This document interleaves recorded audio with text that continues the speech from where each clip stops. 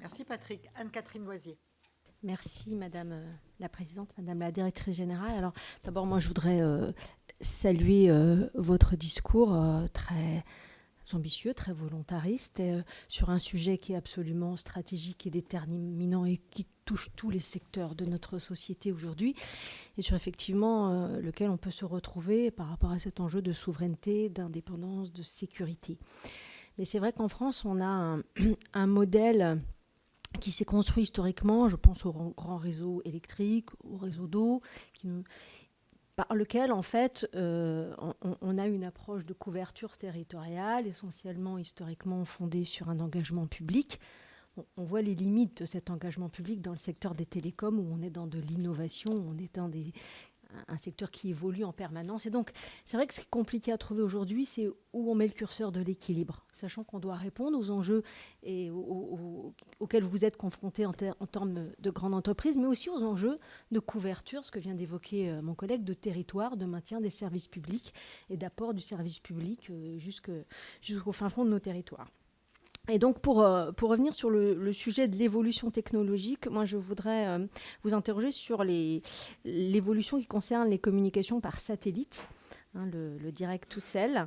En mars dernier, Orange a passé un partenariat avec la constellation américaine AST, donc Space Mobile, pour expérimenter donc un service Direct to Cell en Roumanie. Le 2 février, votre filiale espagnole MasOrange a annoncé un partenariat analogue avec la constellation de satellites d'Elon Musk, donc Starlink. Depuis le 11 décembre, vous proposez en France un service de SMS par satellite en partenariat avec, là encore, l'opérateur américain Skilo.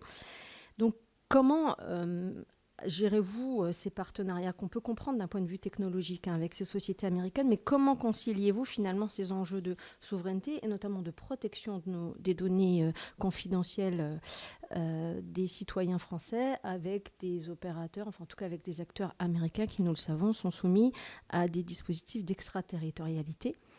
Au-delà de cet enjeu immédiat, comment voyez-vous à plus long terme l'évolution du Direct to Cell ? Est-ce que pour vous, c'est une menace sur le système économique aujourd'hui filaire enfin, vous l'avez un peu évoqué dans votre intervention en disant que c'était de la complémentarité.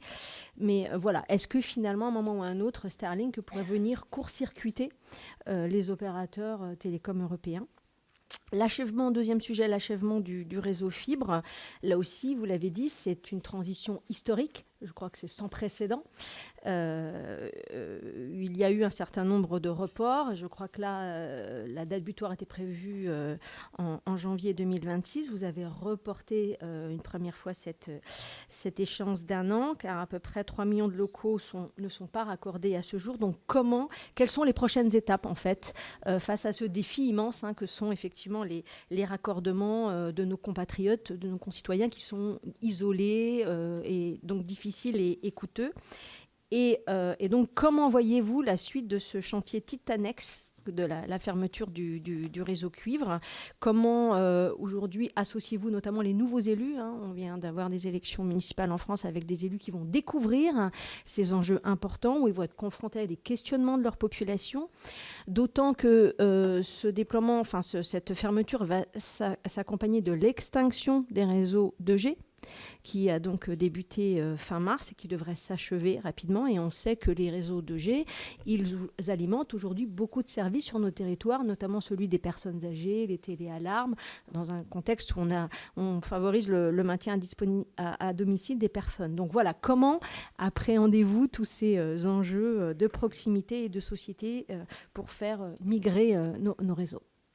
Voilà, Madame la Directrice Générale, déjà pour répondre à ces nombreuses questions de nos deux spécialistes.